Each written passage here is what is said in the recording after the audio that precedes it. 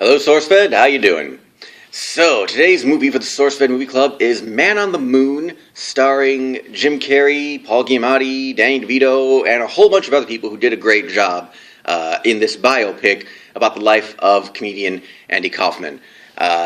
Honestly, the number one thing that I have to say about this film is it was very, very well acted. I can't find one bad performance in it. It was all very well acted.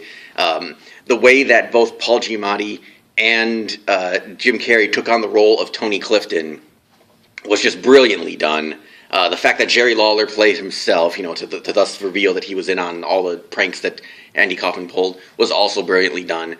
I can't think of one bad performance in this movie, except maybe Courtney Love's performance, but, her role was minor, so, and who knows, maybe that's what the woman was actually like. I don't know. I don't know her outside the capacity of being Andy Kaufman's girlfriend. So that all said, very well acted, all through and through, very well acted.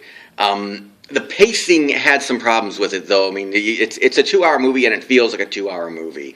It really had those moments, especially moments where, because if you know Andy Kaufman, if you know his MO, if you know his routines, and you know about all the pranks he pulled, then you knew about those moments in the film where it was just like, yeah, now reveal it's a joke, now reveal it's a prank, okay, oh yeah, the old lady died on stage in front of everyone when she was doing the hobby horse thing, okay, bring it back to life, okay, get on with it, get on with the joke, and that's the problem. It's hard to analyze this movie without also editorializing about Andy Kaufman's life and his many jokes, his many pranks, the way he kind of reshaped comedy, even though comedy didn't want it, he kind of forced comedy into a new era, and by doing, when I say forced it, I mean he dragged the world of comedy down kicking and screaming. Because he invented the kind of meta-humor, the meta-joke that is harder to get away with nowadays because of the internet. But because there was no internet and there was no cell phones back in the 70s, he got away with so much shit. He got away with so many pranks. And what's wonderful about this movie is that you do get a few glimpses. I mean, a lot of the movie is him pulling off his pranks and pulling off his shit, but you do get a few glimpses of what he was like in real life, what he was like behind the scenes. Because everything that Kaufman did in front of a camera, I can't believe it. No. I mean, it's hard to know if Kaufman was ever being himself in front of a camera. I think Kaufman could only afford to be himself behind closed doors. That's the thing. It's that, I don't know, maybe less than 5 people in the world knew the real Andy Kaufman. Maybe less, maybe more.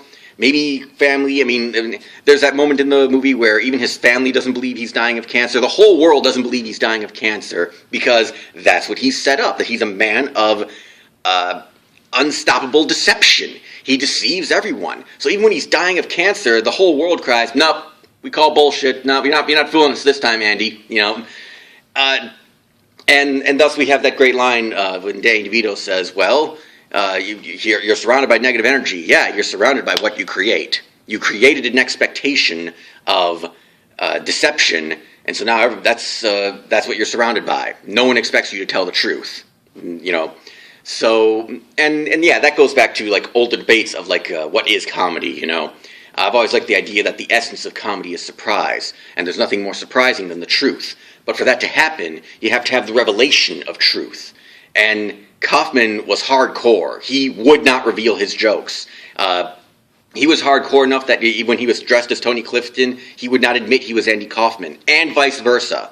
All right, and that's even better pulled off when you see both actors playing Tony Clifton. It's extremely well done. The way that joke was pulled off, the way those performances were pulled off. I think Kaufman himself would be proud of this film. But, of course, certain things in this film had to be written. Yes, certain things were, dramatic license on it, But it still turns out as a pretty good film, just a bit long on parts, just certain parts that, drag on a bit. And it's, because history has a fairly accurate record of Kaufman, a lot of the jokes, if you know his routines, if you know the kind of shit he pulled, then you know a lot of the jokes before they land. So this movie does much better as a drama and as a documentary of Kaufman's life than it does as any kind of comedy. Because in this movie, Kaufman himself says he's not a comedian. And this movie very, very well accurately portrays how he was not a comedian. He was much more of an artist. He was there to wake people up. He was there to, he wanted to make people question reality itself. And I think one of the most telling lines is at the end, when they kick him out of that meditation retreat. They kick him out and he says, no, I need this retreat. I need it to stay balanced. I believe reality is an illusion, and therefore it should not be taken seriously.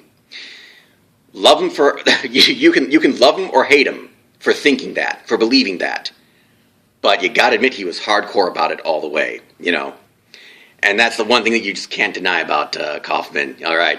So for that reason, you know, he's a fascinating man from the history of comedy. This is a very good movie. It's a very accurate movie. You can tell it was a love letter, too, from Jim Carrey. Jim Carrey immensely admired Kaufman and poured a lot into this performance. It's all great performances, and it makes for a good movie. So, that all said, SourceFed Movie Club, thank you for choosing great movies. Keep on choosing great movies, and I'll see you next time on SourceFed Movie Club.